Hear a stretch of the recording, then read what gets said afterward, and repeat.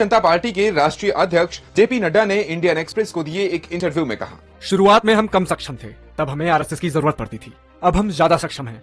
आज बीजेपी खुद अपने आप को चलाती है। राष्ट्रीय स्वयंसेवक संघ पर नड्डा का ये बयान उस खींचतान का नतीजा था जो बीजेपी और आरएसएस के बीच कम से कम 3-4 साल से चल रही थी।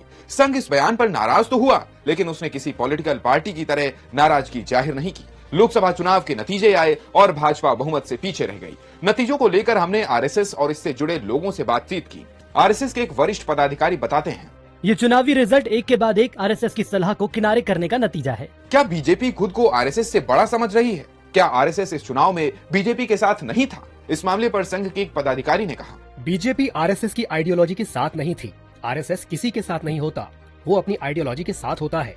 बीजेपी उससे हटी, आरएसएस नहीं।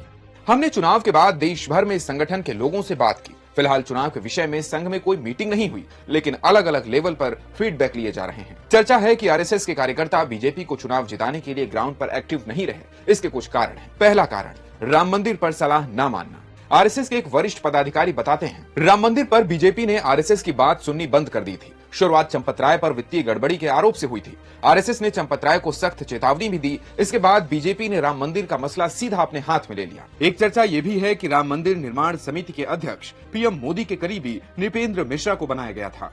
आरएसएस के कई पदाधिकारियों को ये पसंद नहीं आया, जो संघ और भाजपा के बीच खाई की सबसे ठोस वजह बने। दूसरा कारण है रामलला की प्राण प्रतिष्ठा। संघ चाहता था कि रामलला की प्राण प्रतिष्ठा और राम मंदिर राजनीतिक नहीं बल्कि राष्ट्रीय आंदोलन का मुद्दा बने। ये हिंदुत्व और आस्था का विषय है, लेकिन बीजेपी ने इस सलाह को नहीं माना और बीजेपी अयोध्या की सीट भी नहीं बचा पाई। संघ ने प्राण प्रतिष्ठा लोकसभा चुनाव के बाद कराने की बात कही थी। उनका मानना था कि चुनाव आने तक लोग इस मुद्दे को भूल जाएंगे, लेकिन बीजेपी ने ऐसा नहीं किया। नतीजा ये हुआ कि कई धर्मगुरु भी भाजपा से नाराज हो गए। तीसरा कारण, शंकराचार्यों की नाराजगी। संघ चाहता था कि प्राण प्रतिष्ठा में सभी शंकराचार्य और धर्मगुरु शामिल हों, लेकिन ऐसा हुआ नहीं। आयोजन के दौरान कई धर्मगुरु नाराज थे, जिन्हें मनाने की कोशिश भी नहीं हुई। इस मामले पर संघ के एक पदाधिकारी ने कहा, बीजेपी ने ग्लैमर और बिजनेस की दुनिया से नए गेस्ट बना लिए। चौथा कारण, एक्टर्स को न्योता देने के खिलाफ था आरएसएस। संघ प्राण प्रतिष्ठा में एक्टर्स और ग्लैमर से जुड़े लोगों को निमंत्रण नहीं देना चाहता था। वो इसे पवित्र मौके के रूप में पेश करना चाहता था, लेकिन बीजेपी ने हिंदी और दक्षिण सिनेमा के बड़े सितारों को प्राण प्रतिष्ठा कार्यक्रम में बुलाया।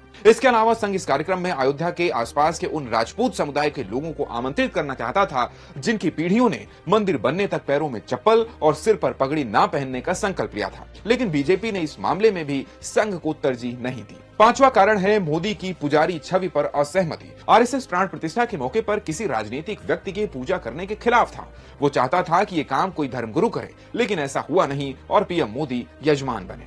आडवाणी और मुरली मनोहर जोशी जैसे लोगों को प्राण प्रतिष्ठा से किनारे करना संघ को रास नहीं आया। इस मामले पर संघ के एक पदाधिकारी ने कहा, कोई कैसे आडवाणी जी की राम मंदिर में भूमिका को भूल सकता है। दरअसल पीएम मोदी नहीं चाहते थे कि इस आंदोलन में कोई और लाइमलाइट ले। हालांकि वीएचपी के विरोध और आरएसएस के कड़े तेवर के बाद बीजेपी ने उन्हें न्योता भेजा। छठा कारण, ईडी सीबीआई एक्शन से नाराजगी। संघ से जुड़े लोग बताते हैं कि आरएसएस बीजेपी को चुनाव के दौरान ईडी सीबीआई का इस्तेमाल करने से रोक रहा था। इस मामले पर संघ के एक पदाधिकारी ने कहा, इससे बीजेपी की छवि प्रताड़ित करने वाले तानाशाह की बन रही है। ग्राउंड पर हमारे कार्यकर्ता इस बात का जवाब नहीं दे पा रहे हैं, लेकिन बीजेपी ने इस चेतावनी को भी इग्नोर किया। इनके अलावा आरएसएस की सहमति के बिना टिकट बांटने पर भी नाराजगी रही है। इस मामले पर संघ के एक पदाधिकारी ने कहा, हम प्रतापगढ़, श्रावस्ती, कौशाम्बी, रायबरेली, कानपुर जैसी सीटों पर प्रत्याशियों के समर्थन में नहीं थे।